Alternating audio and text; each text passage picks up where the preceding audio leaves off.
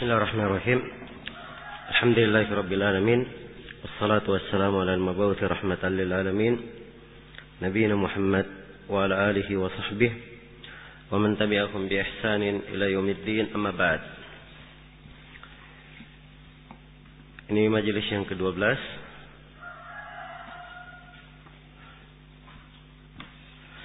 dari pembahasan kita mengkaji kitab Tukhbatul Fikr fi Mustalahi Ahli al-Athar karya Al-Hafidh Ahmad ibn Ali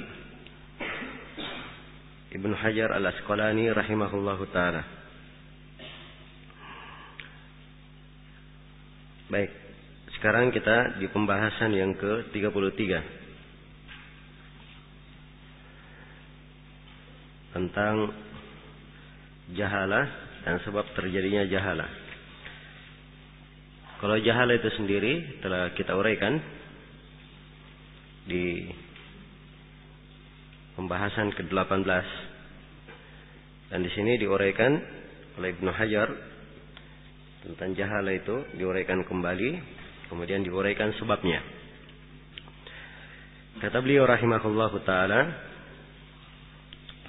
"Tsummal jahalatu wa sababuha anna ar-rawiya qad takthuru nu'utuhu fayudkaru bighairi mashtuhira bihi li gharadin wa sannafu fihi al-mudih." Kata beliau kemudian al-jahalah.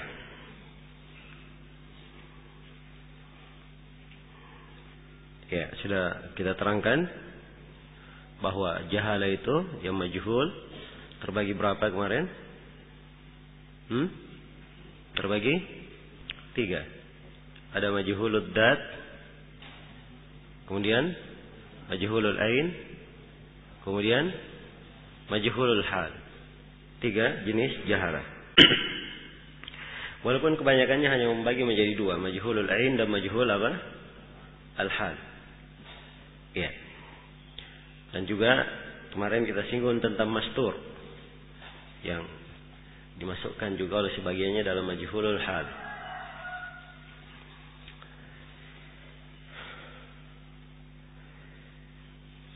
Baik. Di sini Al-Hafidz Ibnu Hajar rahimahullahu taala menjelaskan tentang sebab jahalah. Tentang sebab jahalah. Bahwa sebab jahalah itu ada 2. Yang pertama, kata beliau, qad takthuru nu'utuhu. Anna ar-rawi qad takthuru nu'utuhu. Ya. Bahwa seorang rawi itu kadang banyak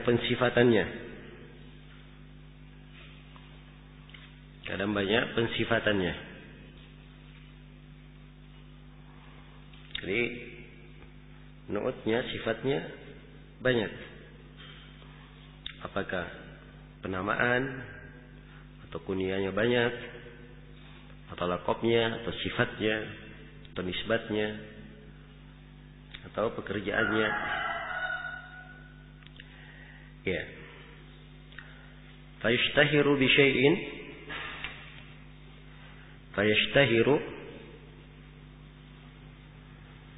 kata beliau, fayudkaru bi ghairi mashtuhira bihi. Lalu ia disebut dengan selain yang dia tidak masyhur dengannya. Jadi ada rawi kadang dia masyhur dengan namanya. Ada rawi yang masyhur dengan apa? Dengan laqabnya. Ya, kalau misalnya Al-A'mash masyhur dengan apa? Dengan laqab. Namanya Sulaiman bin Mihran. Kadang sebagian ulama dia mengatakan An Sulaiman. Tidak ada masalah. Nama juga tidak ada masalah. Tapi kalau ada yang sebut dengan kunyah, ya, haddatsana Abu Muhammad. Abu Muhammad banyak. Mungkin ya sulit bagi seorang mengenali siapa Abu Muhammad di situ. Yang sebenarnya dia adalah apa? Al-A'mash. Jadi kadang dia dikenal dengan nama. Dan ada sebagian rawi dikenal dengan apa? Dengan kunyah. Dikenal dengan kunyahnya. Jadi begitu dia disebut dengan nama atau disebut dengan nisbat, orang tidak tahu siapa dia. Iya. Baik. Maka ini yang menyebabkan terjadinya jahala itu. Ini menyebabkan terjadinya jahala. Nah, untuk yang seperti ini, jahala yang seperti ini, atau hal yang seperti ini, Al-Khatib Al-Baghdadi menulis buku Al-Mudhih. Ya, judul lengkapnya Al-Mudhih li Awhamil Jam'i wat Tafriq. Ya, Al-Mudhih artinya menjelaskan kesalahan-kesalahan dalam menggabungkan dan membedakan. Maksudnya ada rawi, ya ada rawi dia banyak penamaan, tapi sebenarnya dia cuma satu orang. Sebenarnya dia cuma apa? Satu orang. Ada nama disangka satu, padahal dia dua orang. Padahal dua orang. Iya. Demikian. Baik. Jadi ini sebab yang pertama dari sebab yang menyebabkan terjadinya jahalah. Sebab yang kedua, ini di pembahasan kita yang ke-34 tentang masalah al-wuhdan. Seputar al-wuhdan. Itu diperbaiki ya di modul antum. Al-wuhdan bukan pakai H, pakai N. Wuhdan. Kata beliau waqad yakunu mukillan. Fala yuksaru atau fala yakthuru al-akhdhu anhu.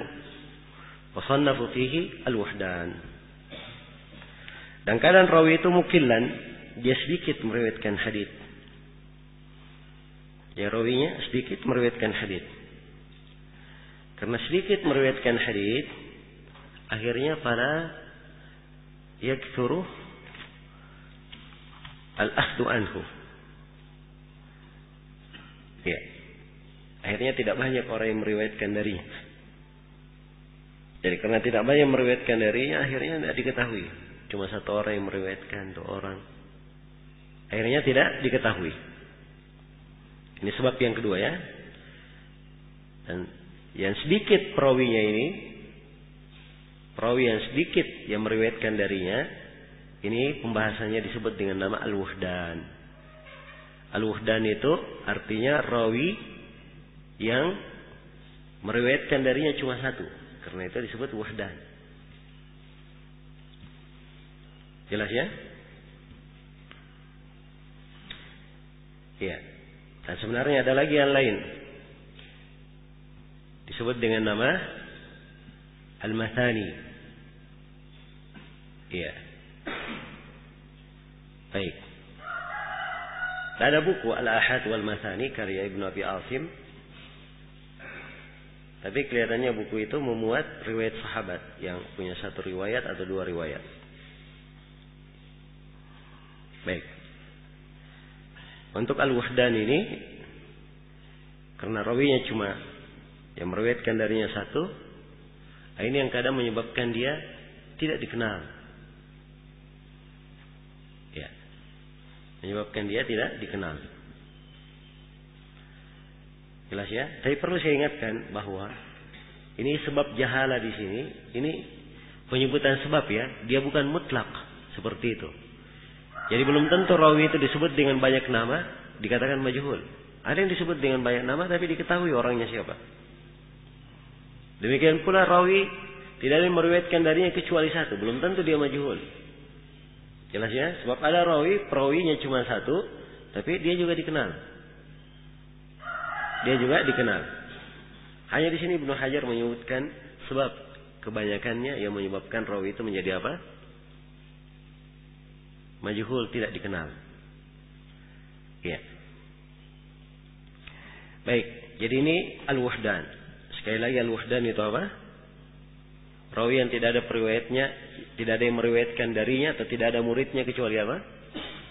Satu saja, murid yang meriwayatkan darinya. Iya. Berikutnya seputar mubham. Kata Ibnu Hajar, "Aw la yusamma ikhtisaran." Atau dia tidak diberi nama karena meringkas. Ini masih kelanjutan ya dari sebab yang kedua.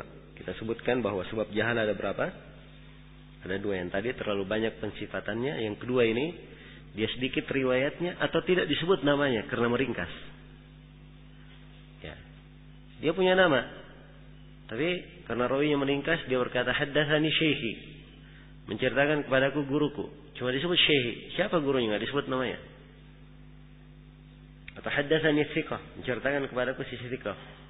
Haddatsani rajulun, menceritakan kepadaku seorang lelaki. Ya. Jelas ya? Tidak disebut namanya. Nah, dia tidak sebut namanya ikhtisaran karena meringkas. Wa fi al-mubahamat, dan di dalam hal ini ada buku-buku seputar mubahamat. Rawi yang seperti ini disebut mubham. Disebut rawi yang mubham. Dia tidak disebut namanya. Tidak disebut apa? Namanya. Nah, nanti akan datang nanti istilah muhmal. Kalau muhmal itu nama ada tapi tidak bisa dibedakan antara dia dengan yang lainnya. Jelas ya? Ini mubham. Mubham itu artinya namanya tidak disebut. Ya. Akhbarani fulan, menceritakan kepadaku fulan. Siapa fulan ini? Kan dia tahu. Akhbarani ba'duhum. Ya, siapa ba'duhum? Ya. An ibni fulan. Siapa ibni fulan? Ya. Semua orang ibni fulan kan begitu. Nah, ini mubham namanya. Baik. Jadi ini secara global ya tentang hal-hal yang menyebabkan terjadinya jahalah. Jadi sekali lagi saya ulangi, sebab yang menyebabkan terjadinya jahalah 3 atau 2 hal secara global disebut oleh Ibnu Hajar, dan kalau dipertegas semuanya ada 3. Yang pertama, rawi itu terlalu banyak sifatnya, penyebutannya. Kemudian dia disebut dengan hal yang dia tidak masyhur dengannya. Itu yang pertama. Yang kedua, karena rawi itu mukillan, dia sedikit riwayatnya. Dan yang ketiga, karena tidak disebut namanya.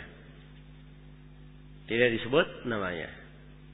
Ya kalau di tafsir semuanya 3. Kalau diglobalkan 2. Jelas ya? Baik. Maka ini sebab terjadinya jahalah tersebut. Ya. Saya kembali kepada hal yang pertama tadi. Saya ulangi ucapan Ibnu Hajar. Kata beliau tsummal jahalah. Kemudian al-jahalah. Wa sababuha, dan sebabnya anna rawi qad taktsuru nu'utuhu. Rawi itu kadang pensifatannya terlalu banyak. Fayudkaru bighairi mashtuhira bihi li gharad.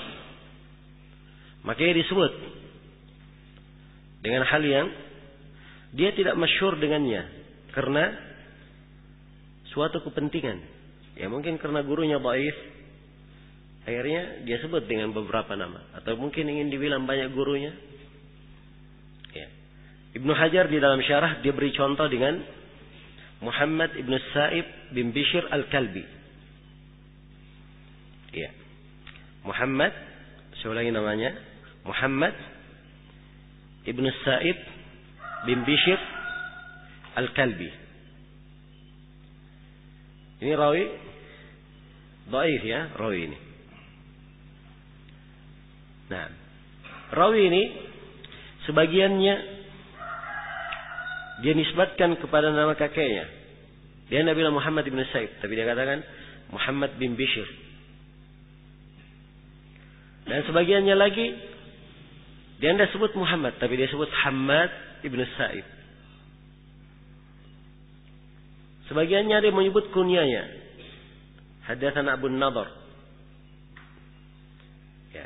Sebab dia punya kunyah banyak. Ada kunyahnya Abu Nadar, ada yang pakai kunyahnya yang kedua Abu Sa'id, ada yang pakai kunyahnya yang ketiga Abu Hisham. Ya. Jadi orang sepintas selalu menyangka dia banyak orang. Padahal sebenarnya cuma apa? Cuma satu, Muhammad ibn Sa'id bin Bishr al-Kalbi ini. Ya. Orang menyangka dia banyak, padahal sebenarnya cuma apa? Cuma satu orang. Ya. Baik, ini yang menyebabkan rawi itu tidak diketahui. Rawi itu tidak diketahui. Nah, ini rumitnya ya di ilmu hadits, di sebagian rawi, apalagi kalau dinisbatkan ke kakeknya. Ya, dinisbatkan ke kakeknya. Maka seorang ketika memeriksa biografi rawi, begitu ada misalnya Muhammad bin Ahmad. Anggap seperti Yahya bin Bukair misalnya. Dia cari di biografi Yahya bin Bukair, tidak ketemu nama Yahya bin Bukair. Dia periksa gurunya, anggaplah Al-Laits bin Sa'ad, guru Yahya bin Bukair. Ternyata di biografi Al-Laits bin Sa'ad ada muridnya Yahya, tapi tidak ada Yahya bin Bukair, yang ada Yahya bin Abdullah bin Bukair. Jelas ya? Nah, maka ini menunjukkan bahwa ini dinisbatkan kemana? Ke kakeknya. Ya, karena itu kita harus apa? Berhati-hati. Ya. Dan harus lebih teliti lagi. Baik. Dan seperti ini banyak. Seperti ini banyak di rawi-rawi. Seperti Ahmad bin Yunus. Ahmad bin Yunus kalau dia periksa, mungkin dia akan dapatkan rawi Ahmad bin Yunus dengan nama itu. Tapi ternyata bukan itu yang dimaksud. Kalau dia guru Al-Bukhari, ya, Muslim dan selainnya, di dalam rawi Bukhari dan Muslim, dia adalah Ahmad bin Abdullah bin Yunus Al-Yarbu'i. Jadi nama ayahnya siapa? Abdullah, dinisbatkan kepada kakeknya. Ya begitu, kadang dinisbatkan kepada kakek. Ya. Maka harus berhati-hati.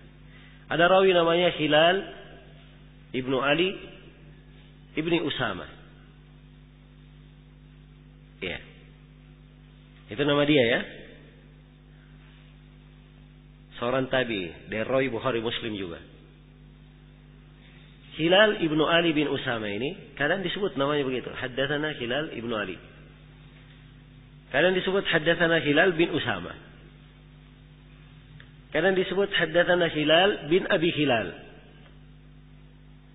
Kadang disebut Hilal bin Abi Maimunah. Ya. Jadi 4 penyebutannya. Orang yang tidak mengerti pembahasan ini, dia sangka 4 orang.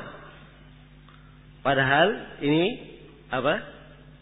1 orang saja. Dia cuma 1 orang. Jelas ya? Maka ada rawi yang seperti ini bentuknya. Nah, untuk pembahasan ini lebih lengkapnya, Al-Khatib Al-Baghdadi menulis buku. Ya. Judulnya Al-Mudih. Ya, buku Al-Khatib Al-Baghdadi ini Al-Mudih li Awhami Al-Jami' wa Tafriq. Ini sudah dicetak ya dalam 2 jilid tebal. Ada ta'liqat Syekh Abdurrahman Al-Muallimi di situ, ta'liqat yang sangat bagus sekali. Ya. Memperindah buku Al-Khatib. Itu karya Al-Khatib Al-Baghdadi. Al-Mudih bi Awham Al-Jam'i wa Tafriq, karya Al-Khatib Al-Baghdadi. Nah, ada buku yang lain. Ya, sebelumnya ada buku Al-Hafidh Abdul Ghani bin Said Al-Misri. Namanya Idhahul Ishkal. Ini juga menerangkan tentang nama-nama. Iya. Baik. Dan Ibnu Hajar juga di syarah menyebutkan ada buku Al-Hafidh As-Suri, Abu Abdullah As-Suri. Dia guru Al-Khatib As-Suri.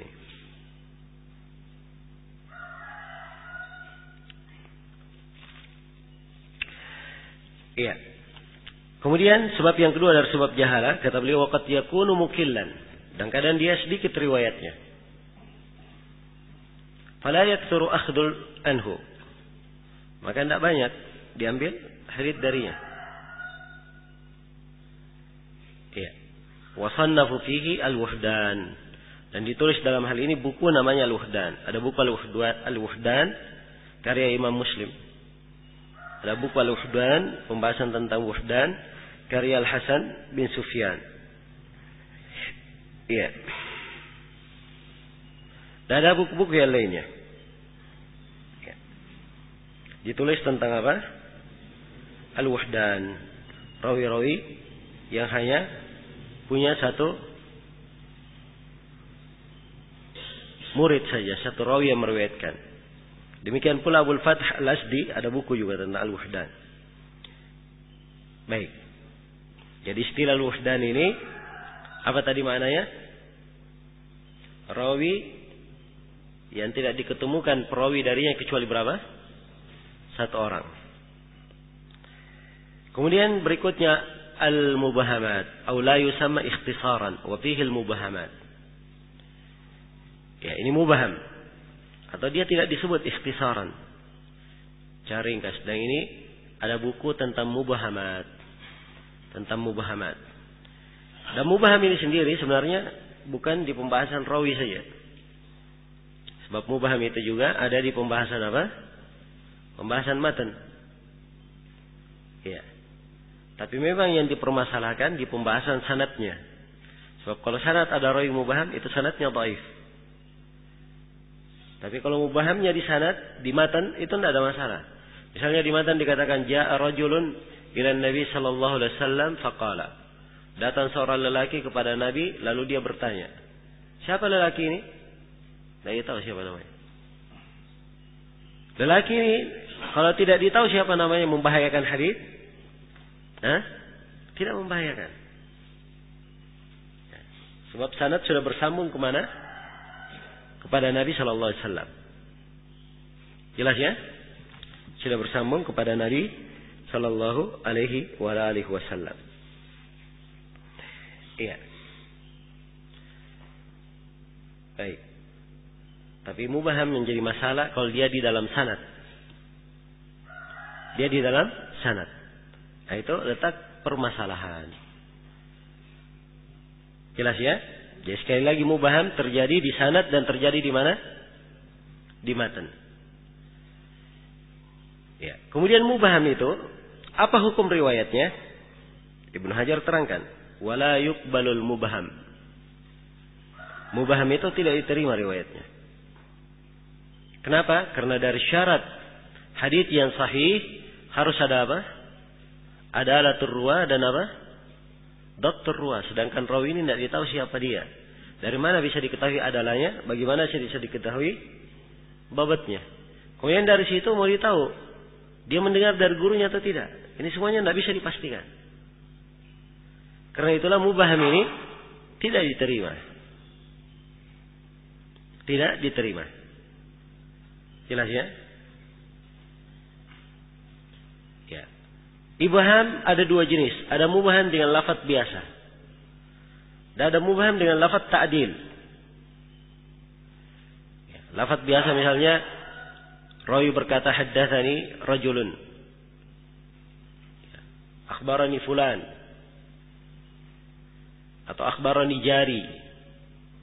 Menceritakan kepadaku tetanggaku. Tidak tahu siapa tetangganya. Ya. Baik. Ini mubaham dengan lafaz biasa. Ada mubaham dengan lafaz ta'dil. Ada bentuk pujian seperti yang saya beri contoh kemarin. Ya. Haddatsani as-sabt. Menceritakan kepadaku as-sabt, orang yang kuat riwayatnya. Siapa orang kuat riwayatnya ini? Tidak disebut. Tadi dia berkata haddatsani thiqah. Menceritakan kepadaku apa? Si thiqah. Siapa thiqah ini?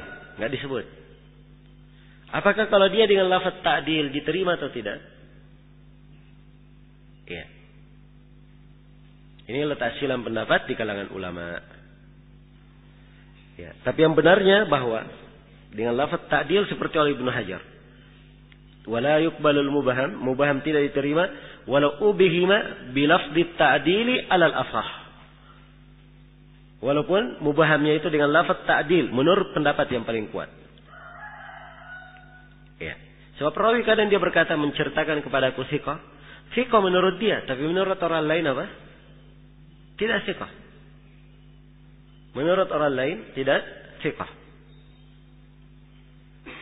Ya. Jelas ya? Maka ini harus menjadi pertimbangan. Harus menjadi pertimbangan. Karena itu kalau disebut dengan lafaz ta'dil tidak diterima. Ya. Dan terjadi ada rawi-rawi berkata thiqah. Ya. Berkata thiqah. Seperti guru Imam Asy-Syafi'i. Beliau sering berkata haddatsani thiqah. Ternyata guru beliau itu memang di pandangan Asy-Syafi'i thiqah. Tapi di pandangan ulama yang lain dia adalah seorang rawi pendusta. Jelas ya? Dan seperti Muhammad bin Ishaq bin Yasar. Karena itu tadlisnya Muhammad bin Ishaq bin Yasar berbahaya, tidak diterima. Kecuali kalau dia berkata apa? Haddatsana. Ya, pernah diriwayatkan oleh Al-Khatib dan selainnya bahwa Muhammad bin Ishaq berkata haddatsani rajulun athiqu bihi. Menceritakan kepadaku seorang lelaki yang saya percayai. Ketika ditanya kepadanya siapa yang dia percaya itu dilacak, ya, usut punya usut. Dia jawab apa? Muhammad Ishaq bilang, yang saya maksud adalah seorang lelaki dari Yahudi. Ya. Jadi orang yang dia percaya, mungkin dia percaya dari satu sisi, mungkin dia percaya dijual beli misalnya, atau percaya mengantar barang atau apa. Ya. Jelas ya? Karena itu ini dari alasan-alasan kenapa tidak diterima dari lafaz ta'dil. Dari lafaz ta'dil. Hanya di sini ada satu poin yang penting saya ingatkan. Ya. Ingat ya, di pembahasan hadits dhaif itu sebenarnya ada fikih yang merupakan inti kita mempelajari hadits dhaif. Ya. Ingat bahwa di antara hadits yang diterima ada namanya hasan li ghairihi. Ya, sudah kita bahas ya hasan li ghairihi. Atau belum, akan jalan datang mungkin hasan li ghairihi. Baru hasan li dzatihi. Hasan li ghairihi terakhir datangnya. Sebab Ibnu Hajar sebut dulu dhaif, kemudian hasan li ghairihi. Kenapa? Sebab hasan li ghairihi ini terbentuk karena hadits dhaif, dhaifnya apa? Ringan bisa saling dikuatkan. Jadi dhaif, ringan dhaifnya, ada hadits yang kedua ringan juga dhaifnya. Dhaif tambah dhaif bisa jadi apa? Hasan li ghairihi. Nah, sebenarnya inti pembahasan kita membahas hadits dhaif, bentuk-bentuknya supaya kita bisa membedakan dhaif mana yang ringan kelemahannya dan yang berat. Jelas ya? Apa saja yang masuk di pembahasan dhaif harus ditanyakan seperti itu. Ya, ini dhaifnya ringan atau berat. Majhul kemarin ada 3 kita sebutkan. Majhul dzat dia dhaif, berat dhaifnya. Tidak jadikan syawahid. Majhulul hal ini dhaif tapi dhaifnya ringan. Jelas ya? Bisa jadikan pendukung. Majhulul ain asalnya berat. Tidak bisa jadikan pendukung kecuali kalau ada indikasi yang bisa apa? Menguatkan. Ya. Jelas sampai sini ya? Baik. Sama dengan mursal misalnya. Mursal itu dhaif. Dhaif yang berat atau ringan? Ya. Ada yang berat, ada yang ringan. Mursal itu. Jelas ya? Ada yang berat, ada yang ringan. Nah ini juga tidak terlalu kita rinci pada pembahasan sebelumnya. Ya. Sama di sini mubham. Mubham ini dhaifnya ringan atau berat? Ya. Mubham ini dhaifnya berat. Kalau dikatakan haddatsana rajulun itu tidak bisa jadi syahid. Tapi kalau ada indikasi, ya, misalnya dia ibhamkan dengan lafaz thiqah. Ya, dan rawi yang berkata haddatsani thiqah itu rawi yang kebanyakan gurunya memang thiqah. Maka yang seperti ini bisa dijadikan sebagai pendukung. Karena itu As-Sakhawi Di sebagian tempat beliau isyaratkan, ya, kalau misalnya ada yang berkata haddatsani thiqat, menceritakan kepadaku thiqat, beberapa orang thiqat. As-Sakhawi anggap itu pantas dijadikan sebagai apa? Pendukung. Walaupun mubham asalnya tidak bisa menjadi apa? Pendukung, kelemahannya agak berat. Ya. Karena itu harus ditahu, kalau alim dia katakan ini hadits dhaif, itu dhaifnya dua macam. Mungkin dia dhaif bisa diterima, bisa dikuatkan kalau ada pendukungnya, dan mungkin dhaif tidak bisa dikuatkan. Jelas ya? Kalau dia berkata dhaif jiddan, sangat dhaif, ini sudah jelas, tidak bisa dikuatkan. Iya. Tapi kalau kata dhaif itu sendiri ada dua macam. Baik, dan Ibnu Hajar nanti akan menyebutkan lagi ya tentang kaidah ini.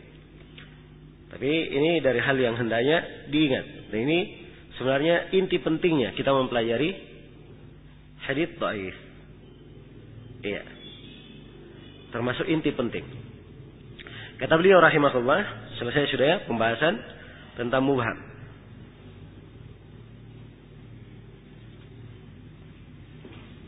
Dan untuk mubhamat, yang mubham itu ada banyak buku ditulis di sini. Iya. Ada banyak buku yang ditulis.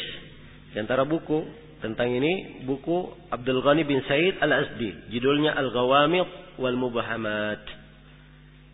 Nah, juga ada buku Al-Khatib Al-Baghdadi, Al-Asma' Al-Mubhama fil Anba'il Muhkama. Ini juga sudah dicetak. Dan ada buku Abdul Fadl Ibn At-Tahir. Abdul Fadl Ibn At-Tahir, judulnya Idahul Ishkal. Ya, Idah al-Ishkal.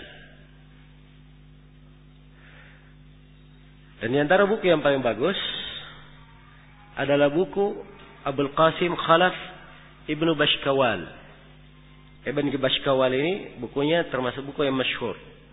Judulnya Al-Ghawamid wal Mubhamat. Iya. Dicetak dalam 2 jilid. Nah, ada buku yang lain, buku Al-Qastalani, buku anak Al-Iraqi, Abu Zur Al-Iraqi, dan ada buku Al-Bulkini, guru Ibnu Hajar. Nah, cuma yang saya sebutkan pertama tadi itu yang paling masyhurnya. Baik. Ya, kalau ingin cari ada rawi mubham, ingin dilacak, coba buka buku itu. Siapa tahu di buku itu diterangkan si mubham itu siapa. Jelas ya? Si mubham itu siapa? Baik.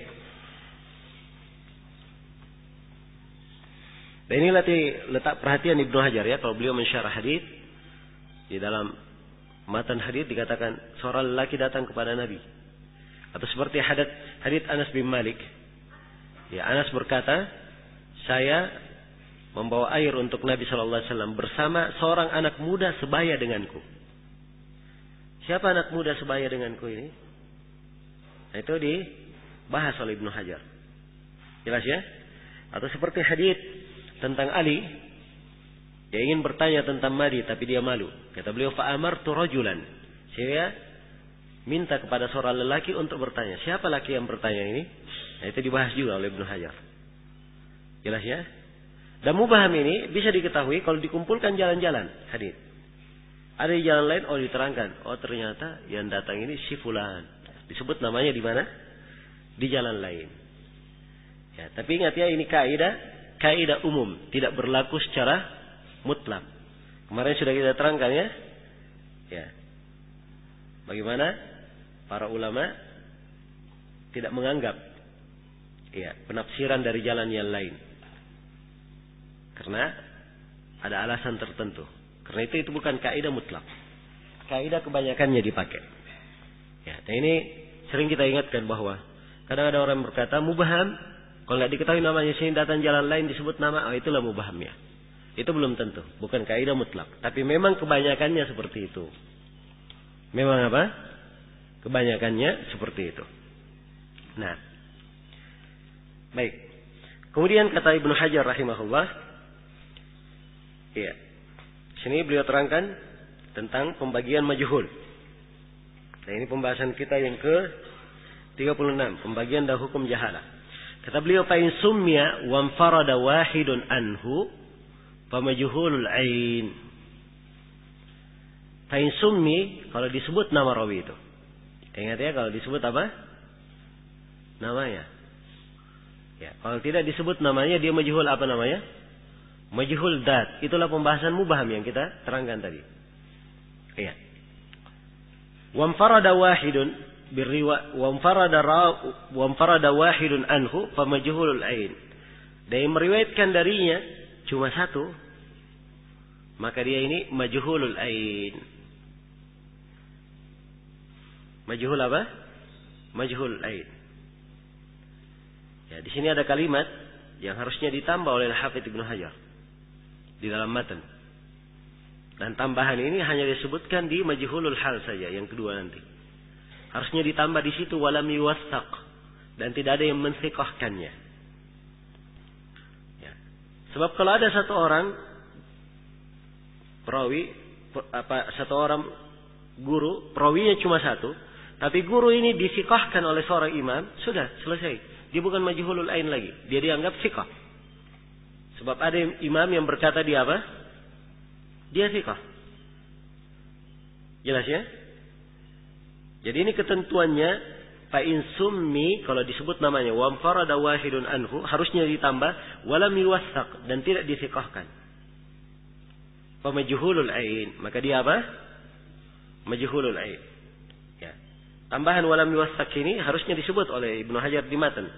Tapi beliau hanya menyebutnya di syarah saja. Hanya menyebut di syarah. Kalimat walam yuwassaq tidak disiqahkan. Maksudnya mensiqahkannya adalah seorang imam mu'tabar. Seorang imam yang dianggap ucapannya. Ya, bukan orang yang tidak dianggap ya.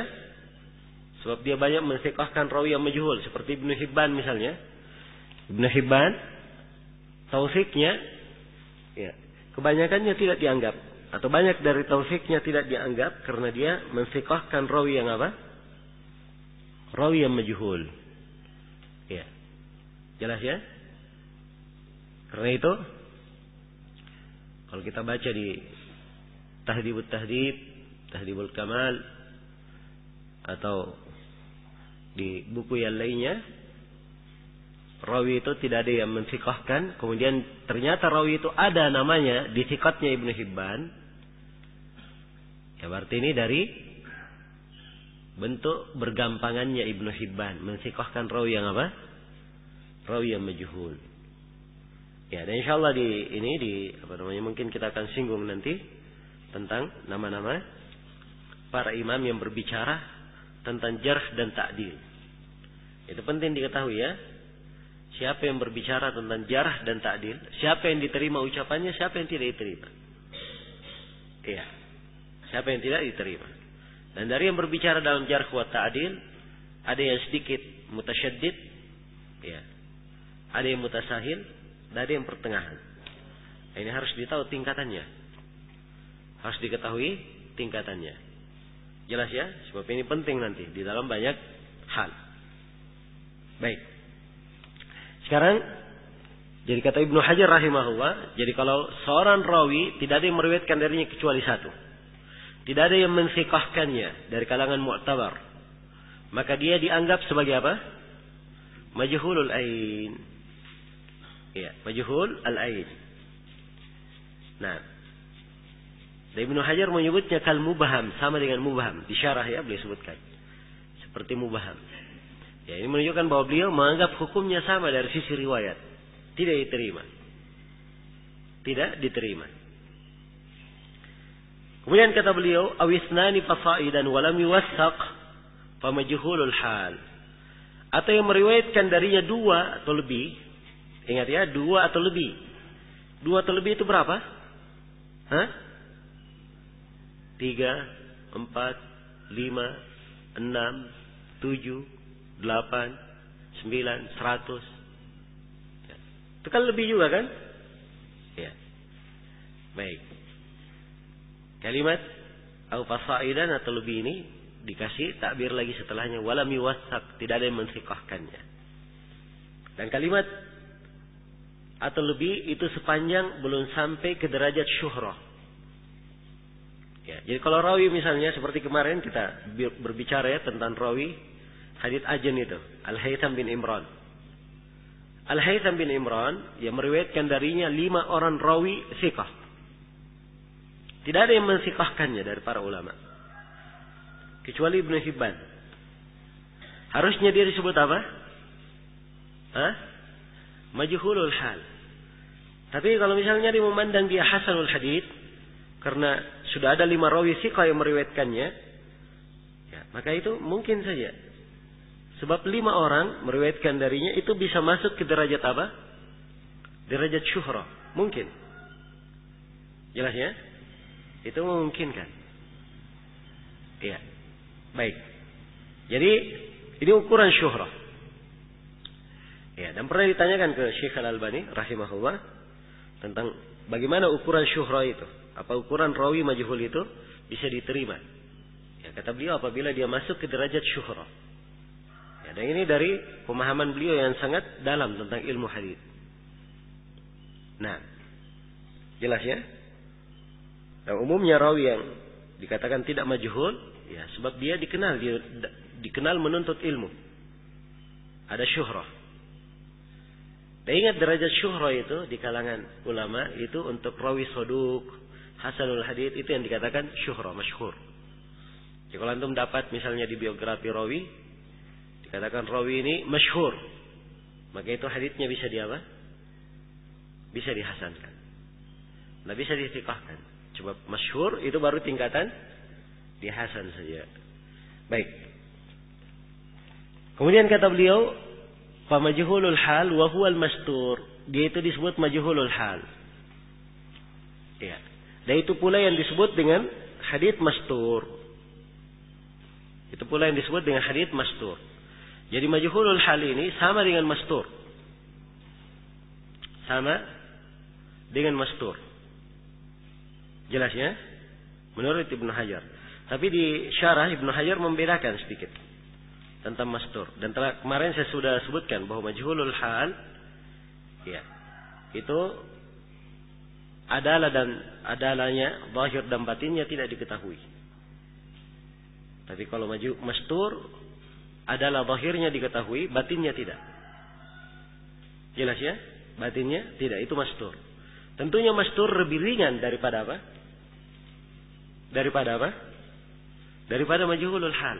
Karena itu untuk rawi-rawi yang mastur seperti ini, Ibnu Hajar di dalam takrib memberikan istilah khusus. Biasanya beliau memakai kata makbul. Ya, istilah makbul ya. Dalam istilah Ibnu Hajar, makbul itu istilah khusus bagi beliau. Jangan diterjemah makbul dalam bahasa Arab. Bahasa Arab makbul di Indonesia kan apa?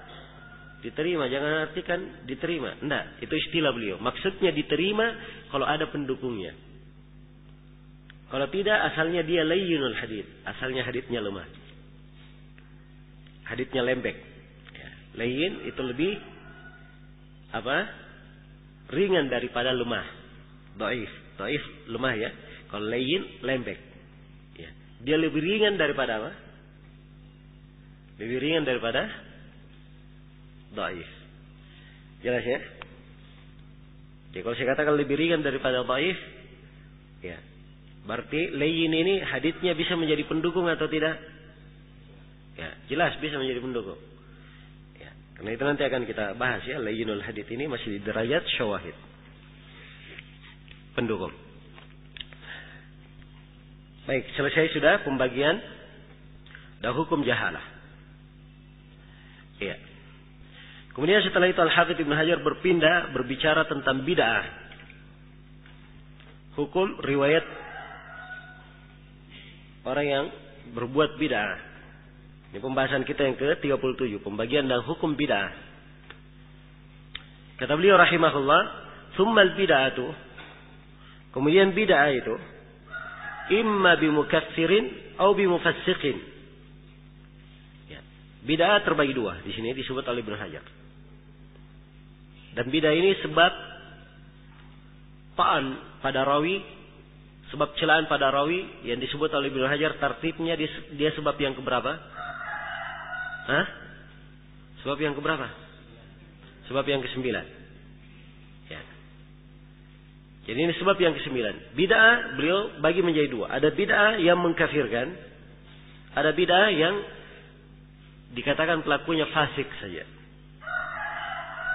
Nah, bid'ah yang mengkafirkan itu dimaklumi ya, pembahasannya di pembahasan akidah. Sebab ada akidah-akidah bid'ah-bid'ah yang kalau dianut oleh pelakunya dia dianggap kafir, keluar dari Islam. Iya. Ya kalau bid'ahnya mengkafirkan, riwayatnya diterima atau tidak? Tidak diterima. Ini akan disebut oleh Ibnu Hajar. Bentuk yang kedua bimufassikin. Bid'ahnya karena kefasikan. Iya. Atau bid'ah yang hanya menyebabkan dia fasik. Tidak dikeluarkan dari keislaman. Jadi ini dua jenis bid'ah. Ya, dua jenis bid'ah. Sekarang Ibnu Hajar menjelaskan hukumnya. Setelah beliau bagi menjadi dua, beliau terangkan hukumnya. Kata beliau, fal awwalu, bid'ah jenis yang pertama yang mengkafirkan, la yaqbalu sahibahal jumhur. Yang pertama, bid'ah yang mengkafirkan itu oleh kebanyakan ulama tidak diterima haditsnya. Tidak diterima haditsnya. Iya. Sebab salah satu syarat rawi yang diterima haditsnya adalah al-adalah. Rawi yang adil. Dan kafir itu tidak memiliki apa? Tidak memiliki adalah. Jelas ya? Dengan demikian tidak diterima. Dan ini pendapat kebanyakan ulama. Walaupun ada yang berkata diterima, tapi itu pendapat tidak benar. Yang benarnya tidak diterima. Ya, yang berkata diterima itu pendapatnya tidak benar. Kemudian yang kedua, yang bid'ahnya bimufassiq, kata beliau wasani yuqbalu, yang kedua diterima. Tapi dengan catatan, ada syaratnya. Yuqbalu man lam yakun da'iyatan fil asah. Iya, diterima sepanjang dia itu bukan da'iyah. Ya. Bukan seorang yang menyeru kepada bid'ahnya. Fil asah, menurut pendapat yang paling apa? Paling kuat. Ya. Kalimat kalau dikatakan oleh seorang imam menurut pendapat yang paling kuat, itu artinya apa? Disepakati atau ada silang pendapat? Ya tentunya ada silang pendapat. Cuma pendapat yang paling kuatnya itu. Jelas ya? Jadi kalau dia bukan da'iyah, itu diterima menurut pendapat yang paling kuat. Ya.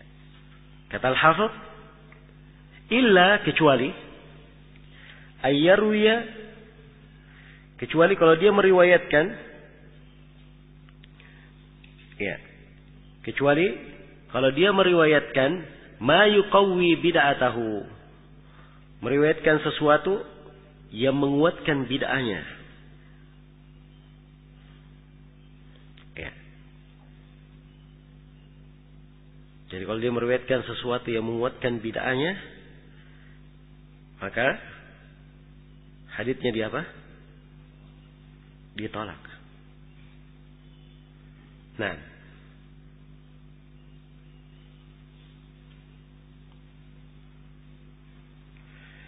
baik. Ini pendapat Al-Hafidz Ibnu Hajar rahimahullah. Dan harus saya ingatkan di sini bahwa para ulama berbeda pendapat tentang hukum riwayat pelaku bid'ah yang bid'ahnya itu apa? Tidak dikafirkan. Ada banyak pendapat di kalangan mereka. Nah, di antara ya pendapat para ulama di dalam hal ini, ada yang berpendapat bahwa pelaku bid'ah itu secara mutlak tidak diterima riwayatnya. Apakah bid'ahnya mengkafirkan, tidak mengkafirkan, secara mutlak tidak diterima. Dan ini pendapat diriwayatkan dari Imam Malik rahimahullah. Iya. Dan disebut oleh sebagian disebut juga merupakan pendapat Al-Baqillani, itu yang dikuatkan oleh Al-Amidi dan Ibnu Hajib. Kemudian di antara ulama ada yang merinci. Ya, jadi bidah yang tidak mengkafirkan itu dua macam. Ada bidah yang besar, ada bidah yang kecil. Ya, dibedakan antara yang besar dan yang kecil. Kalau bidahnya besar misalnya, dia mencela Abu Bakar dan Umar, itu tidak diterima. Jelas ya? Tidak diterima. Tapi kalau bidahnya kecil, dia diterima. Nah, pendapat yang ketiga, ya, ada yang merinci antara dia dai dan tidak dai, antara dia menyeru kepada bid'ahnya dan tidak menyeru kepada bid'ahnya. Nah, kalau dia menyeru kepada madhabnya, tidak diterima. Kalau dia menyeru kepada madhabnya, tidak diterima haditsnya. Kalau dia tidak menyeru, ya, maka diterima. Tapi dengan syarat dia tidak meriwayatkan hal yang menguatkan bid'ahnya. Iya. Baik.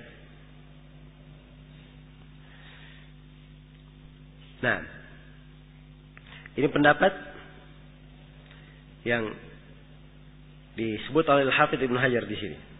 Pendapat yang keempat, ya, ada yang mengatakan dirinci. Kalau ahlul bidah itu menghalalkan dusta untuk menguatkan mazhabnya, tidak diterima riwayatnya. Tapi kalau dia yakin dusta itu haram, ya, maka diterima haditsnya. Ini pendapat Imam Syafi'i, dan ini dihikayatkan oleh Al-Khatib Al-Baghdadi dari Ibnu Abi Layla, Sufyan Ats-Tsauri, Abu Yusuf. Dan Al-Hakim mengatakan bahwa ini adalah pendapat kebanyakan ahli hadis. Pendapat kebanyakan ahli hadis. Baik. Pendapat yang keempat, ya. Pendapat yang keempat mengatakan bahwa seluruh hadis ahlul bidah diterima. Ya, apakah dia fasik, kafir, tapi kafir yang mutawil, itu diterima. Nah, jelas ya? Baik, ini beberapa pendapat tentang riwayat ahlul bidah. Dan ini sebenarnya pembahasan panjang. Ya. Namun saya di sini ingin mengingatkan pendapat yang keempat tadi. Yang oleh Al-Hakim dikatakan itu adalah pendapat kebanyakan ahli hadis. Jadi yang diukur pada ahlul bidah itu lisannya jujur atau tidak. Dia membolehkan dusta atau tidak. Kalau lisannya jujur, dia berkeyakinan dusta atas Nabi itu tidak boleh, haram. Ya, sepanjang bid'ahnya tidak mengkafirkan, maka haditsnya diterima. Haditsnya diterima. Dan ini yang dilakukan oleh Imam Al-Bukhari, Imam Muslim, ya, Imam Ahmad, dan selainnya dari para ahlul hadits. Karena kita melihat mereka menguatkan hadits-hadits, yang hadits-hadits itu diriwayatkan oleh ahlul bidah. Ya, bahkan kadang sebagian ahlul bidah itu hadits yang dia bawakan kadang menguatkan bid'ahnya, tapi diterima juga. Saya beri contoh antum ya. Saya beri contoh sebuah hadits. Haditsnya diriwayatkan oleh Imam Muslim. Ya, di Kitabul Iman. Nomornya nomor 78 dari cetakan Muhammad Fuad Abdul Baqi. Imam Muslim membawakan hadits ini, dia bawakan jalannya dari jalan perputaran sanadnya dari Adi bin Sabit. Dari Adi bin Sabit. Iya. Adi bin Sabit ini, nah, kita bisa lihat biografinya Adi bin Sabit. Kalian tahu siapa Adi bin Sabit?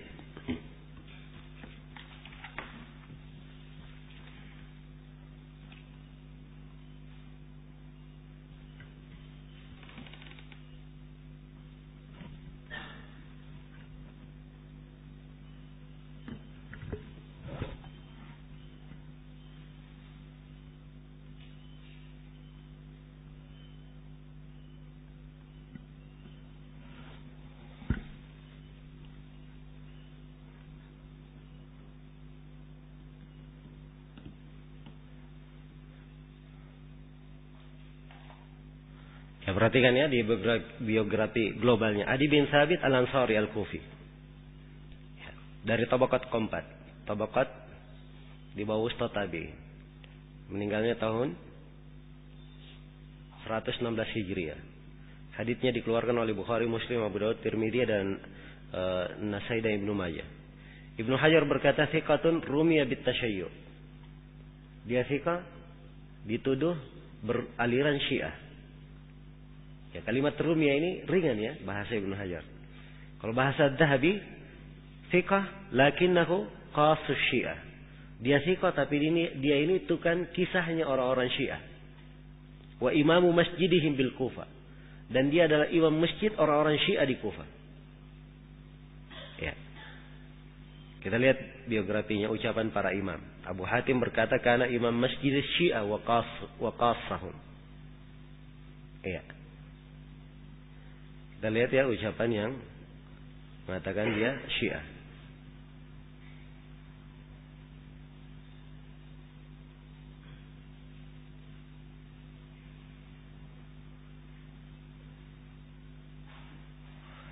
Ini perhatikan. Ad-Daraqutni berkata, "Thiqah illa annahu kana ghaliyan yani fit tasyayyu." Dia ini thiqah tapi ekstrim dalam apa? Pemahaman tasyayyu. Ya. Sekarang rawi ini dia punya bidah. Bidahnya apa? Hah? Syiah. Syiah apa? Ringan atau berat? Ya, ini bukan ringan ya. Ini imam masjidnya, tukang kisahnya. Ya, Daraqutni berkata ghaliyan fit tasyayyu. Jelas ya? Tapi perhatikan. Imam Muslim riwayatkan haditsnya. Bukhari dan Muslim meriwayatkan apa? Haditsnya. Di sini hadits yang saya akan bacakan, dengarkan konteksnya. An Adi bin Thabit an Zir, dari Zir yaitu Zir bin Hubeish, qala, ia berkata, qala Aliyun, berkata Ali bin Abi Thalib radhiyallahu anhu, walladzi falaqal habba wa bara'an nasama. Demi yang memecahkan bibit, wa bara'an nasama, kemudian menumbuhkan tumbuhan itu. Maksudnya Allah yang dari bibit itu pecah kemudian keluar tanaman. Ya, bersumpah dengan nama Allah. Innahu la ahdun nabiyil ummi ilayya. Sungguhnya itu adalah pesan dari Nabi Muhammad sallallahu alaihi wasallam kepadaku, Nabi ummi. Apa pesan Nabi kepada Ali? Alla yuhibbani illa mu'min wa la yubghidani illa munafiq. Tidak ada yang cinta kepadaku kecuali dia seorang mukmin, dan tidak ada yang benci kepadaku kecuali seorang apa? Munafik. Ya, kita yakin ini ya. Tapi kira-kira ini ada kaitannya dengan mazhab Syiah atau tidak?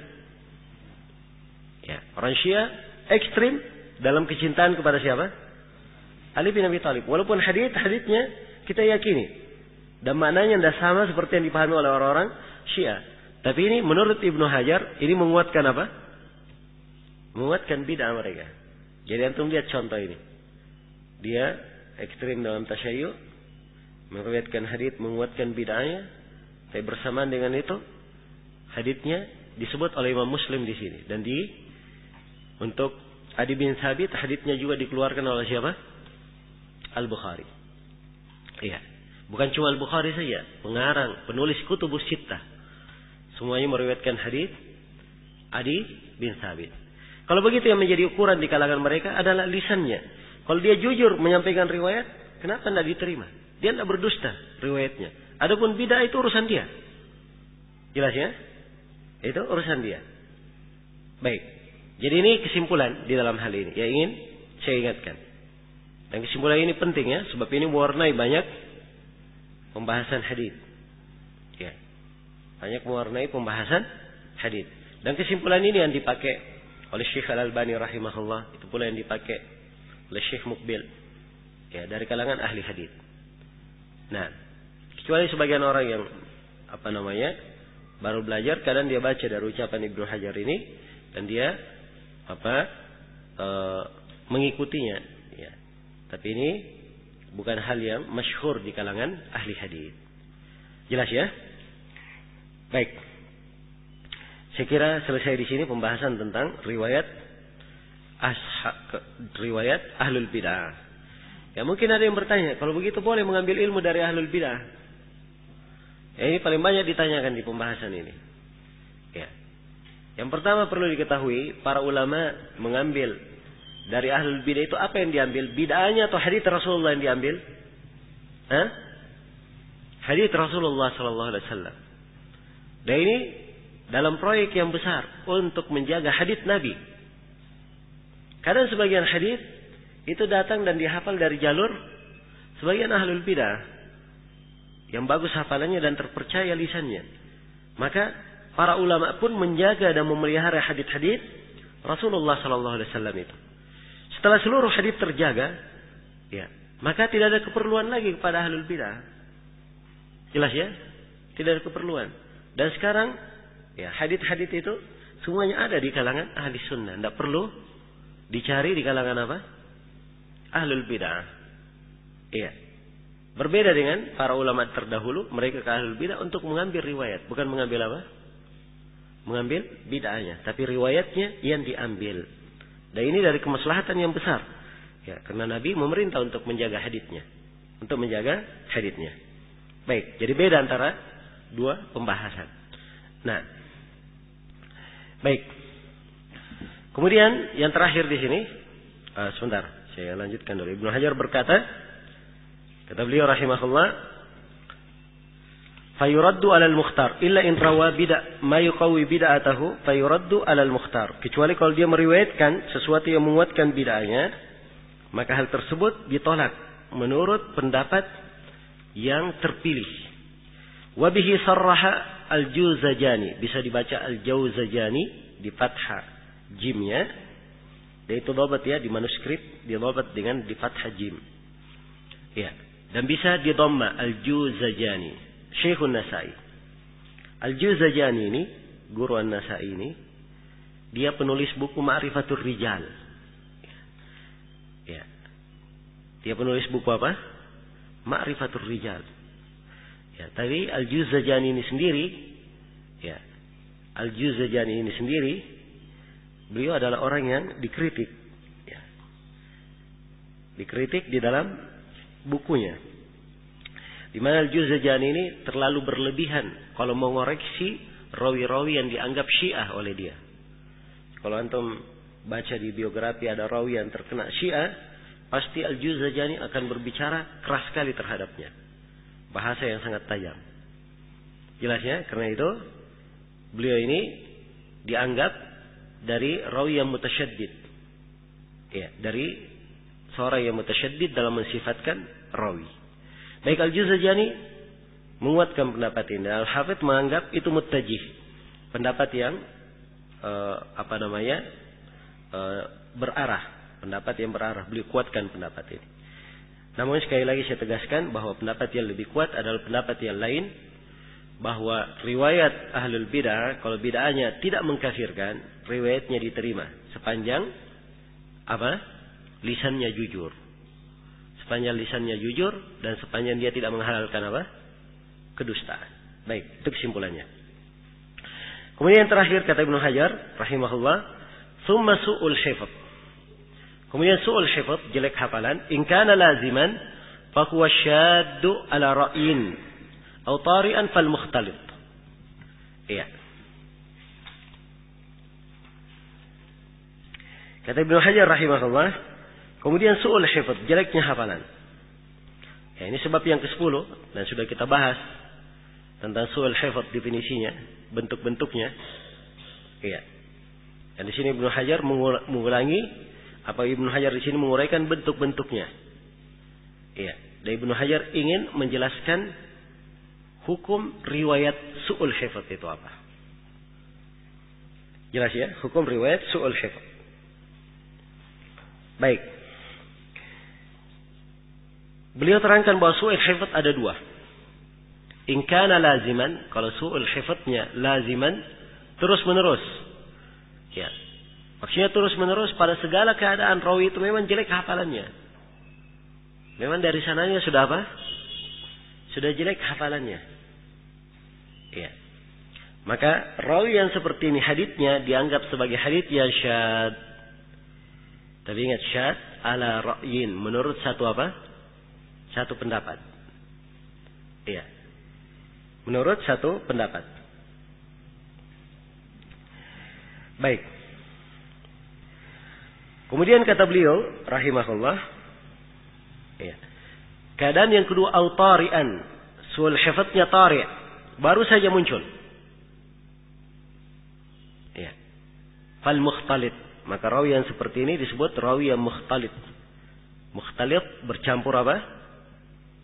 Bercampur hafalannya. Ya, jadi ini dua pembahasan, su'ul hifdz dan al-ikhtilaf. Rawi yang bercampur hafalannya. Ada yang jelek hafalannya dari awal. Memang segala keadaan dia jelek hafalannya. Ini haditsnya tertolak. Haditsnya tertolak, tidak diterima. Jelas ya? Dan nama haditsnya disebut hadits syad, tapi ini menurut salah satu pendapat. Ya. Dan penggunaan kebanyakan ulama, mereka tidak bahasakan hadits su'ul hifdz itu dengan hadits syad. Mereka bahasakan dengan bahasa apa? Dengan bahasa dhaif. Ya. Hadits ini dhaif atau fihlin atau yang semisal dengan itu. Jelas ya?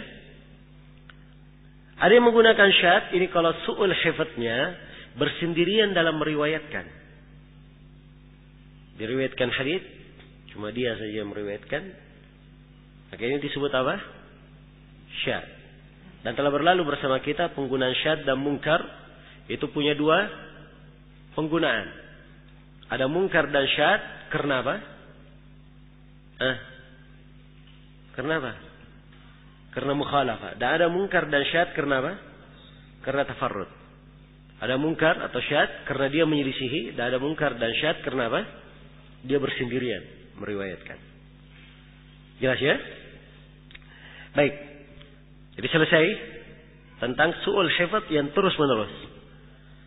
Pembahasan yang kedua su'ul hifdz yang baru saja terjadi. Nah ini sebenarnya perlu dibahas lebih detail tentang ikhtilaf ini.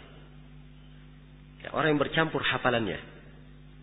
Bercampur hafalannya. Karena itu saya sebutkan di pembahasan tersendiri ya. Pembahasan 39. Seputar ikhtilaf. Ya. Ikhtilaf itu rawi bercampur hafalan.